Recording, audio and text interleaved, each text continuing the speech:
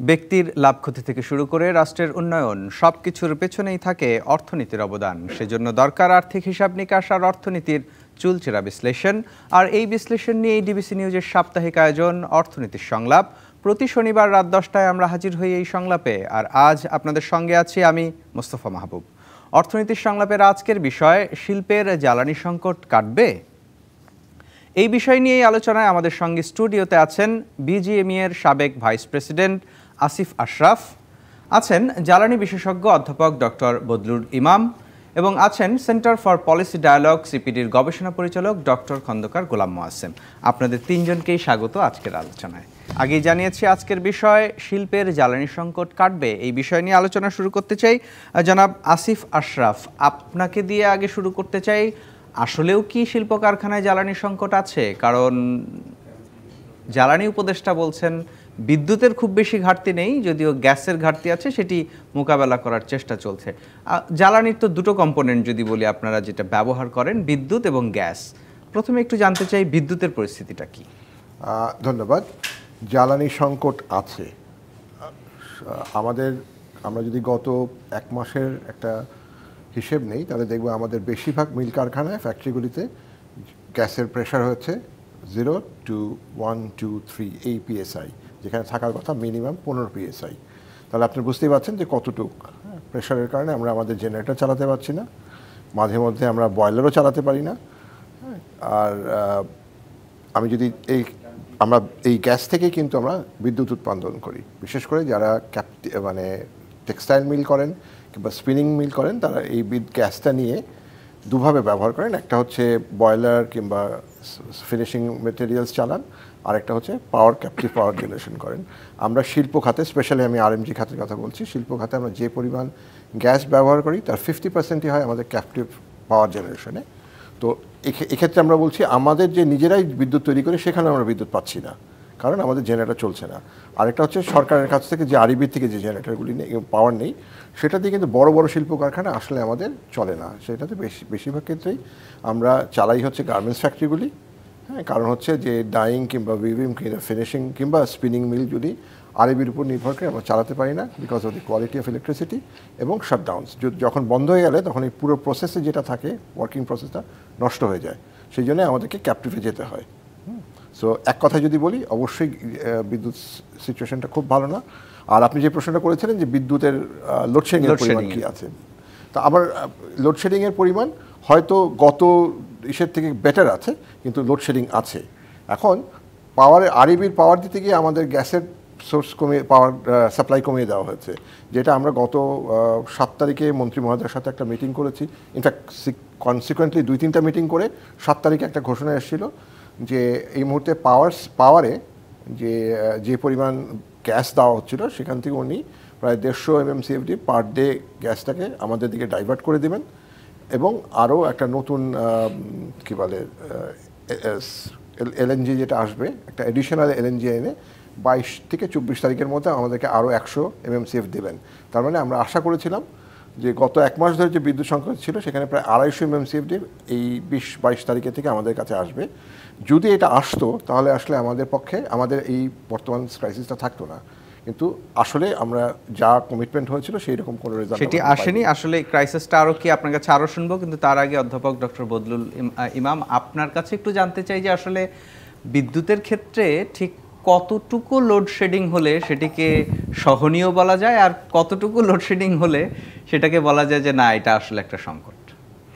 এটা তো আমরা ব্যক্তিগত পর্যায় থেকেই দেখি যে লোডশেডিং যদি সামান্য হয় এটা আমাদের গায়ে লাগে না, হয়তো 1 ঘন্টা থাকলো না, কিন্তু অনেক সময় লোডশেডিং দীর্ঘক্ষণ ধরে থাকে, 3-4 ঘন্টা ধরে থাকে এবং একাধিকবার হয়। তো সেটা তো অসহনীয়।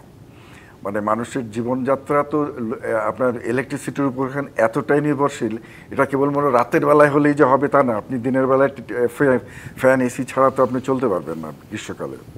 সুতরাং এই লোডশেডিংটা আমাদেরকে সত্যিভাবেই ভোগায়। সেটি তো একটি গেল আবাসিক এলাকায়। শিল্পের ক্ষেত্রে যদি আপনার কাছে একটু জানতে চাই, সরকারের পক্ষ থেকে যেটা বলা হচ্ছে কিছুটা হয়তো সেটা সত্য যে বিগত 2-3 বছরের তুলনায় বা বিগত সরকারের তুলনায় পরিস্থিতি হয়তো কিছুটা ভালো, কিন্তু এখনও শিল্প কারখানায় যে লোডশেডিংটি হচ্ছে দুটো সংকট, একটা হচ্ছে যে লোডশেডিং একেবারেই বিদ্যুৎ শাটডাউন অবস্থা, অন্ধকার হয়ে যাচ্ছে, কারখানা মেশিন চলছে না, সেটি একটি। আরেকটি হচ্ছে যে পরিমাণ লোড আসলে ওই কারখানায় প্রয়োজন সেই পরিমাণ লোড দেয়া যাচ্ছে না। অনেক ক্ষেত্রে অনেক যন্ত্রপাতি হয়তো তার নির্দিষ্ট লোড না পাওয়া পর্যন্ত সেই যন্ত্রটা কাজ করছে না। সেই পরিস্থিতিটিকে আসলে আমরা কিভাবে ব্যাখ্যা করব?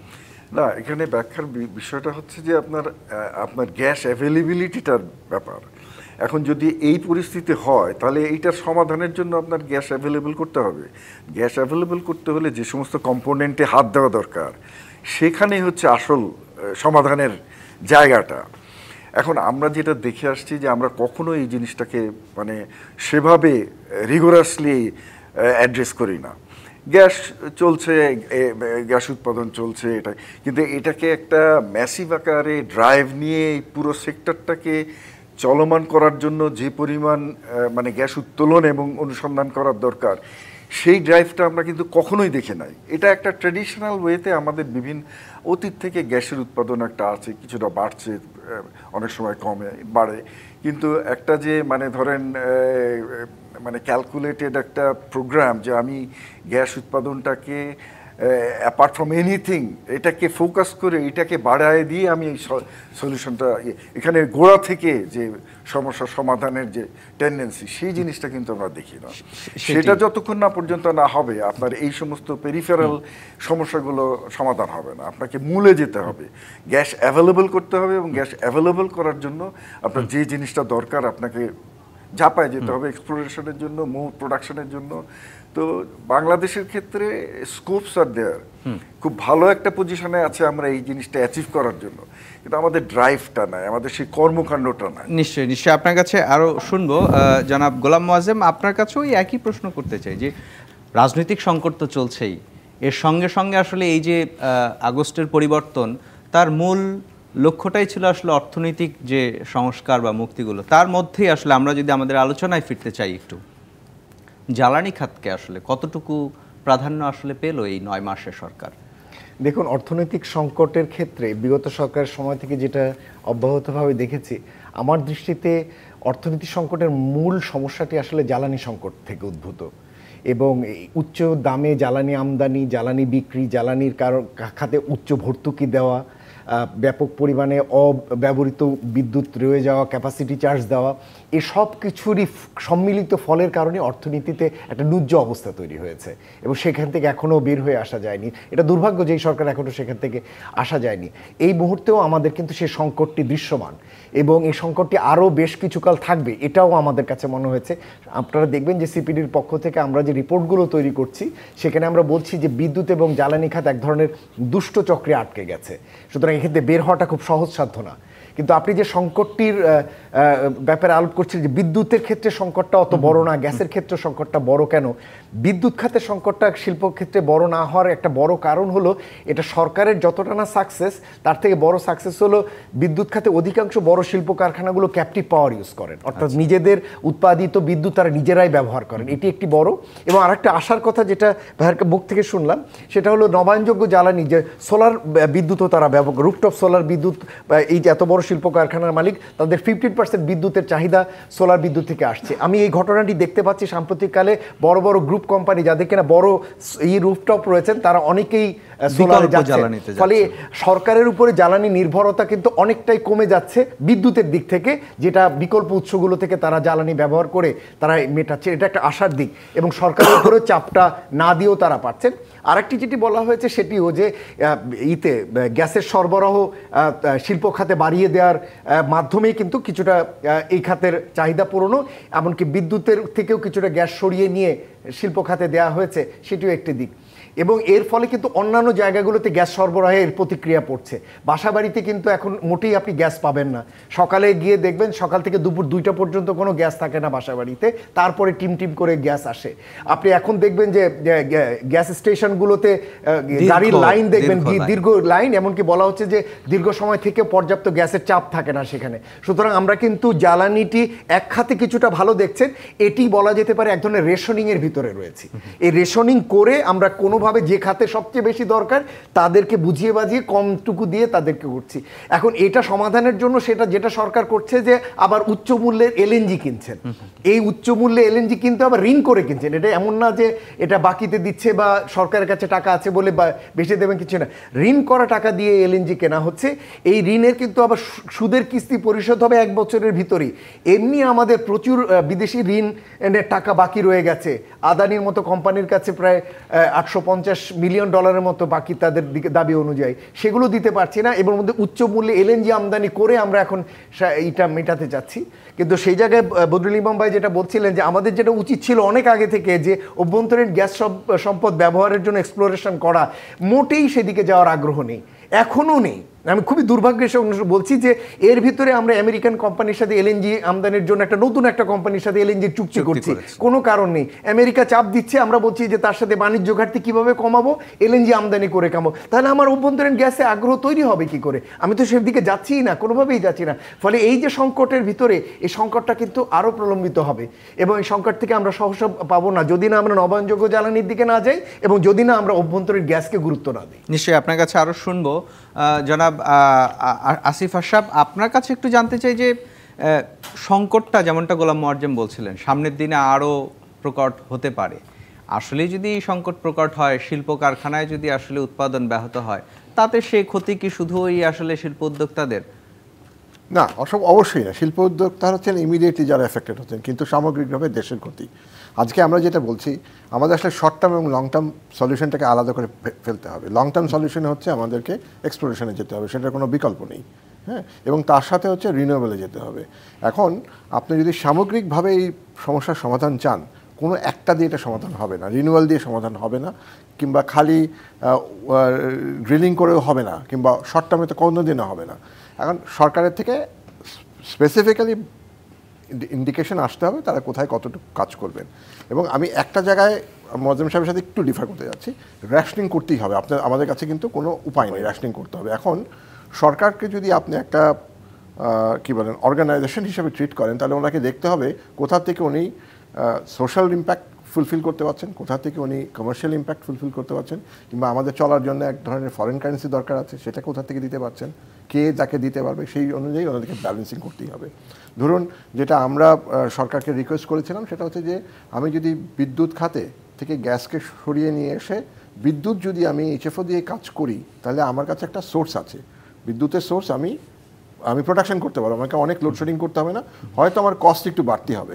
কিন্তু যদি আমি গ্যাসটা না দিই, আমি যদি ইন্ডাস্ট্রিকে গ্যাস না দিয়ে খালি বিদ্যুতে দেই, তাহলে আমি হয়তো বাসা বাড়িতে এয়ার কন্ডিশন চালাতে পারবো, কিন্তু আমি তো ফরেন কারেন্সি আনতে পারবো না। সো আমাকে ওই জায়গাটাই চিন্তা করতে হবে। এটা একটা হলিস্টিক প্রোগ্রাম। এবং শিল্পে তো দেওয়া নিশ্চয়ই এই কারণে, কারণ কর্মসংস্থানের এখানে একটা সংযোগ আছে নিশ্চয়ই, তাই না? অবশ্যই কর্মসংস্থান, ফরেন কারেন্সি, যেটা আমাদের অত্যন্ত দরকার, এই দুটাকে কোনোভাবেই আলাদা করে দেখা যাবে না। এবং সামগ্রিকভাবে অর্থনৈতিক উন্নয়ন হবে তখনই যখন কর্মসংস্থান হবে। ডক্টর বদরুল ইনাম, আপনাকে একটি প্রশ্ন রেখে একটা বিরতিতে যাওয়ার সময় হয়েছে, প্রশ্নটি রেখে যেতে চাই। আমরা দেখেছি অতীত সরকারের সময়ও আপনাদের দিক থেকে, বিশেষজ্ঞ মহল থেকে বারংবার বলা হচ্ছিল যাতে অভ্যন্তরীণ উৎস থেকে গ্যাস আহরণে জোর দেওয়া হয়। এই সরকারের ক্ষেত্রেও আমরা দেখলাম খুব বেশি তোড়জোড় আসলে সেখানে নেই। কেন? সেই প্রশ্নের উত্তরটি জানতে চাইব, কিন্তু তার আগে একটা বিরতি নিতে হবে। দর্শক, আপনারা দেখছেন অর্থনীতির সংলাপ। এ পর্যায়ে নিচ্ছে একটি বিরতি, সঙ্গেই থাকুন। স্বাগত আরেকবার অর্থনীতির সংলাপে। আজকের বিষয় শিল্পের জ্বালানি সংকট কাটবে, এই বিষয় নিয়ে আলোচনা করছিলাম। বিরতিতে যাওয়ার আগে অধ্যাপক ডক্টর বদরুল ইনাম, আপনার কাছে জানতে চাই, বিগত সরকারের সময় আপনারা বলেছেন যে অভ্যন্তরীণ উৎস থেকে কূপ খনন করে আসলে বা অনুসন্ধানটা বাড়ানো দরকার। এই সরকারের সময় আসলে খুব বেশি আগ্রহ বা বিনিয়োগের আগ্রহ আমরা দেখছি না, কেন? আসলে বাধাটা আমার মনে হয় কি যে এখানে একটা মাইন্ডসেটের ব্যাপার আছে। যে এই যে বললেন যে এই সরকারের আমলে কোনো পরিবর্তন দেখছি না, এটার কারণ হচ্ছে এই সরকার গত সরকারের যে ধারাবাহিকতা ওটা নিয়েই অগ্রসমান। এখানে একটা রেডিক্যাল চেঞ্জের দরকার, একটা মেন্টালিটি দরকার, যারা বুঝতে পারবে বা যারা জানবে যে বাংলাদেশের যে পটেনশিয়ালিটি আছে। আমরা যে সমস্ত বিজ্ঞানী এই নিয়ে গবেষণা করেন, তারা যেটা বলেন যে বাংলাদেশের মতো একটা দেশের কিন্তু গ্যাসের জন্য বাইরের দিকে তাকানোই উচিত প্রয়োজন নাই। এখানে আমাদের যে রিসোর্সটা আছে, আমাদের হিল ট্র্যাক্স একটা জায়গা, সাগরবক্ষ একটা জায়গা, সাউদার্ন খুলনা বরিশাল অঞ্চল একটা জায়গা, প্রত্যেকটা ইউনিট কিন্তু অত্যন্ত গ্যাস রিচ। আপনি যদি জিওলজিক্যালি চিন্তা করেন নাইজেরিয়ান ডেল্টার সাথে, নাইজেরিয়া তো এনর্মাসলি গ্যাস রিচ। এক্স্যাক্টলি একই ধরনের সিচুয়েশন কিন্তু বাংলাদেশের ভূ অভ্যন্তরে আছে। আমাদের শুধু এই কার্যক্রমটা ইনিশিয়েট করাই হচ্ছে আমাদের এই ল্যাকিং, আমরা করি না। আমাদের বিশ্বাসই হচ্ছে না যে আমরা এখানে যদি রিগোরাস একটা এক্সপ্লোরেশন করতে পারি, এটা একটা গেম চেঞ্জিং ব্যাপার হয়ে যেতে পারে।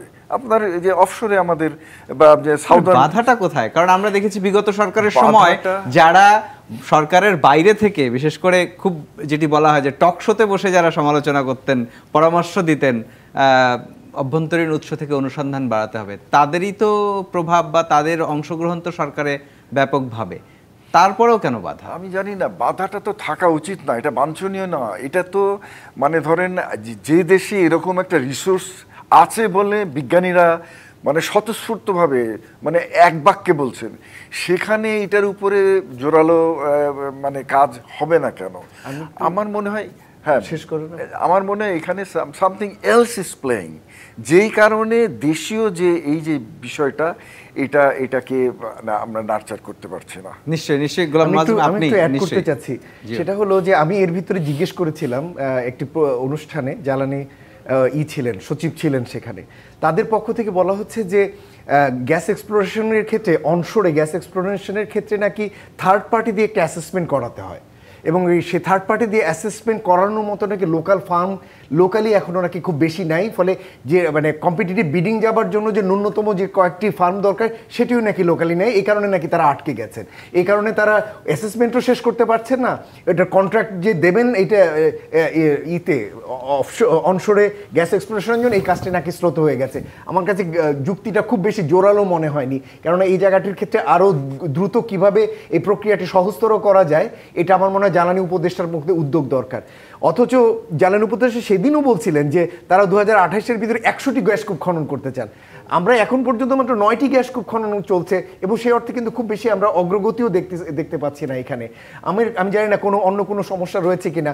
উপরন্তু আমি যেটা বলছি যে আবার আমরা দেখতে পাচ্ছি যে এলএনজি আমদানির জন্য একটা তোড়জোড় চলছে এখানে।